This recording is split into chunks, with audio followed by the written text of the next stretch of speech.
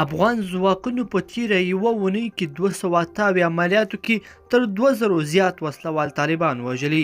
د افغانستان د امنیتي ځواکونو ویان جنرال اجمل شینواری وایي افغان ملي دفاعي او امنیتي ځواکونو په تیره یوه اونۍ کې 278 آزاد عملیات کړي چې وایي پکې تر 2000 زیات وسلوال وژلي دي.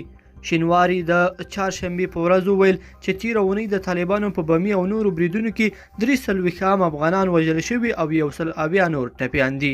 طالبانو د دوی د وسلوالو د مرګ ژوبلې او د عامه خلکو د وژنو د دعوو په اړه تر اوسه پورې څه نه دي ویلي. د افغانستان د دفاع وزیر بسم الله محمدي په یو پیغام کې د خپل هیواد خلکو ته ډاډ ورکړی چې افغان دفاعي او امنیتي ځواکونه به په هر حال کې د خپلې خاورې او خلکو دفاع کوي. موږ دا منو چې جګړه ډیره شدیده ده او موږ په یو ډیر حساس پوځي حالت کې یو او دا لومړی ځل نه دی چې د افغانستان خلک له داسې حالاتو سره مخ دي. ښاغلي محمدي په کابل کې د هندوستان له سفیر راډین سره لیدلي او له هغه له افغان حکومت خلکو سره د همکارۍ پر دوام ټینګار کړی او ویلي دي چې هند به تل د افغانستان د خلکو او حکومت ترڅنګ ولاړ وي.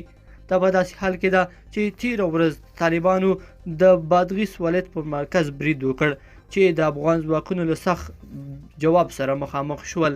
لیدونکو په دې هیله چې دا مطلب مو تر پایه راسره لیدلی وي. که مو دغه ویډیو خوښه شوې ویډیو لایک کړئ او چینل سبسکرایب کړئ. تر بیا ښه وخت.